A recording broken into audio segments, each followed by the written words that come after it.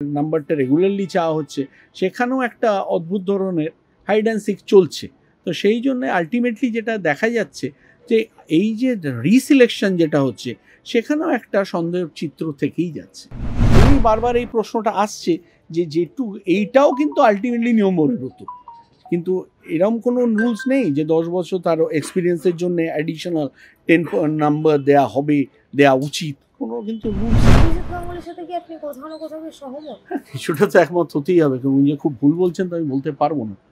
যে কোনো অপরাধ তার তো একটা ফাইন্ডিং আসতে হবে, শেষ হতে হবে, নাহলে তো কোনোদিনই তার কোনো কিছু চলতে হবে না, এরকমই সারা জীবন চলতে পারে, যেটার জন্যই এই সমস্যাটা একরূপ হচ্ছে। বেল পেয়ে যাচ্ছে, ও বেরিয়ে যাচ্ছে, কোনো তো ফাইন্ডিং নেই। মামলা তো যতই এত ট্রাভেল করা মানে এক্সপেন্সিভ তো বটেই, সেগুলো তো ফান্ড অ্যাক্রু করেই, তো আলটিমেটলি তো ট্যাক্স পেয়ার ফান্ড দিয়েই তো সেগুলো বেয়ার আপ করে। কেউ কিছু জানি না বলাটা তো মানে পিঠ বাঁচানো ছাড়া কিছু হচ্ছে না, কিন্তু আলটিমেটলি এটা তো সুস্থ কথা হতে পারে না কোনো লোকের। স্যার একেবারেই এসএসসির ফল প্রকাশ হয়েছে, একাদশ দ্বাদশে এখনো নবম দশমেরটা বাকি, কিন্তু যে বিষয় উঠেছে যে কে কত পেয়েছে, কোন পরীক্ষার্থী কত পেয়েছে, সেটা কেন পাবলিকলি দিয়ে দেওয়া হলো না, যাতে জনসাধারণ সেটা দেখতে পারে? অ্যাকচুয়ালি যে কোনো জিনিসই যেহেতু এটা একটা পাবলিক অ্যাপয়েন্টমেন্ট, যে কোনো জিনিস পাবলিকলি দেওয়া উচিত, না হলে এখানে একটা সন্দেহের বাতাবরণ সৃষ্টি করে। আর আপনি অলরেডি দেখেছেন এ নিয়ে অলরেডি এতগুলো মামলা মোকদ্দমা যে সুপ্রিম কোর্ট অবধি গেছে, শুধু যায়নি, সেখানে অলরেডি দেখা যাচ্ছে এতগুলো দুর্নীতি হয়েছে, প্রুফ দুর্নীতি, সেখানে যেটা আলটিমেটলি কোর্টকে কম্পেল করেছে যে পুরো সিলেকশনটা ক্যান্সেল করে দেওয়া। সেখানে আমার মনে হয় সবসময় সেখানে স্বচ্ছ পরিস্থিতি অ্যাটলিস্ট এইভাবে ক্রিয়েট করা উচিত, যাতে একটা সুস্থ পরিবেশ সৃষ্টি করে আগামী দিনে অন্তত এডুকেশনটা ঠিকমতো চলতে পারে।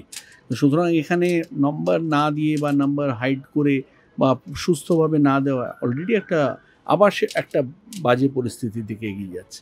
এটা করা উচিত নয় একদমই। তাহলে কি আবারও নতুন করে দুর্নীতি ডানা পাচ্ছে?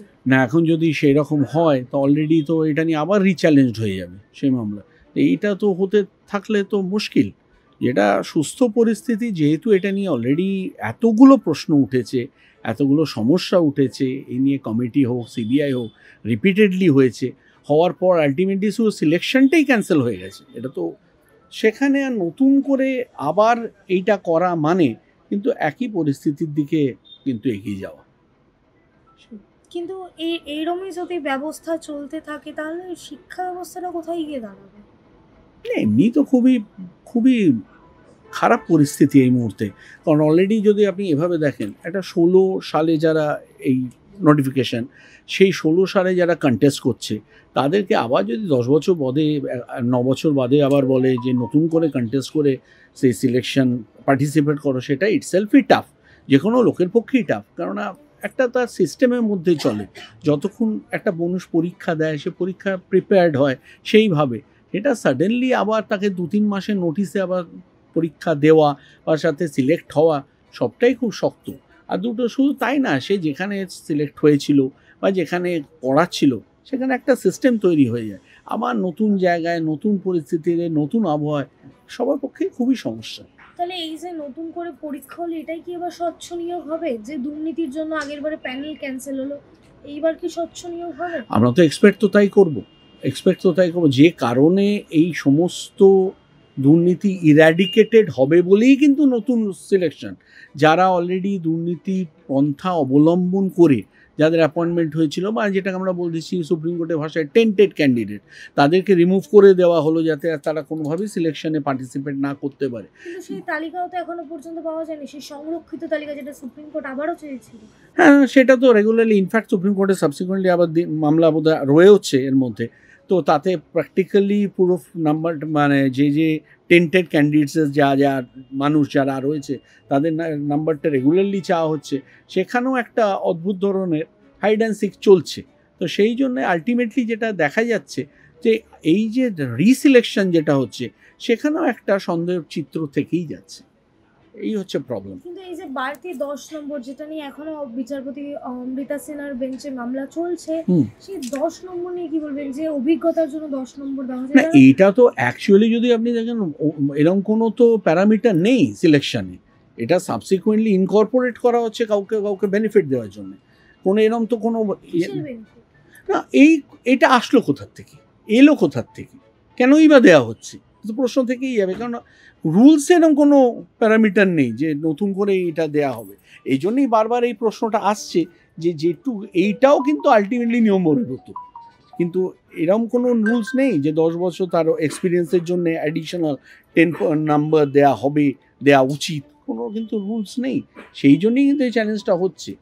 এবং বারবারই এটাই ব্যাপার, সুস্থভাবে পরিস্থিতি না চলতে থাকলে কিন্তু বারবার এরকম চ্যালেঞ্জ রিচ্যালেঞ্জ হতেই থাকবে। স্যার একেবারেই এই কলকাতা হাইকোর্টের প্রাক্তন বিচারপতি অভিজিৎ গঙ্গোপাধ্যায় তিনি একটি বিস্ফোরক মন্তব্য করেছেন যে এই যে বহু যাদের নাম বড় বড় মাথাদের নাম বেরিয়ে আসছে এই তদন্তে একজনকেও গ্রেফতার করা হচ্ছে না কেন? না, অ্যাকচুয়ালি দেখুন, আমরা যখন প্রথম বলছি, যখন হচ্ছে আমরা যেটা দেখছি সিবিআই বা ইডি যাদেরকে ওপর রেসপন্সিবিলিটি দেওয়া হয়েছে এই মানে কাজটা এগিয়ে নেওয়ার জন্যে, সেটা যদি সুস্থভাবে না হয়, সেইটার যদি আলটিমেটলি ফাইনালিটি না হয়, তাহলে সেক্ষেত্রে তো কোনো সাবসিকুয়েন্ট যে ফাইন্ডিং সেটাই তো আসছে না। তো এই রেগুলারলি এপাশ ওপাশ এইগুলোই চলতে থাকছে, আলটিমেটলি কিন্তু ফাইন্ডিং কিছু আসছে না। আমি এটা মানি যে আলটিমেটলি সিবিআইয়েরও কিছু ম্যান পাওয়ার কম আছে, হয়তো তাদের এতগুলো লোড তাদের ওপর দেওয়া হচ্ছে, ম্যাক্সিমাম মামলাই এখন সিবিআইয়ের ওপর দেওয়া হয়। তাতেও এইগুলো যেহেতু সত্যিই অনেক মানে সমস্যাদায়ক পরিস্থিতি, এগুলো যত তাড়াতাড়ি ক্লিয়ার করা উচিত সেটা ক্লিয়ার করা দরকার। এরমভাবে কিন্তু সারা জীবন চলতে পারে না। রেগুলার কোর্সে আপনি সারা জীবন তো কাউকে অ্যারেস্ট করেও রাখতে পারবেন না, যে আপনি যদি ফুল ফাইন্ডিং না দেন। তো ন্যাচারালি এটা তো সত্যিই চিন্তাদায়ক। যদি আলটিমেটলি কোনো ফাইন্ডিং না আসে তাহলে তো কোনো কিছুই হবে না, এরমভাবেই চলতে থাকবে। সিবিআই এবং ইডির বড় মেজো কর্তারা নাকি বিজেপি বিরোধী বিভিন্ন দল দ্বারা মদতপুষ্ট। আপনিও কি সহমত অভিজিৎ গাঙ্গুলির এই কথার সাথে? না, অ্যাকচুয়ালি যেটা বলছেন তার নিশ্চয়ই ওনার নিজস্ব মানসিকতায় বা চিন্তাধারায় বলছেন, নিশ্চয়ই উনি কিছু ভেবেই বলছেন। কিন্তু এটা না হলেও কিন্তু আপনি যদি এভাবে দেখেন, যে কোনো মানে অপরাধ তার তো একটা ফাইন্ডিং আসতে হবে, শেষ হতে হবে, নাহলে তো কোনোদিনই তার কোনো কিছু চলতে হবে না, এরকমই সারা জীবন চলতে পারে, যেটার জন্যই এই সমস্যাটা একরূপ হচ্ছে।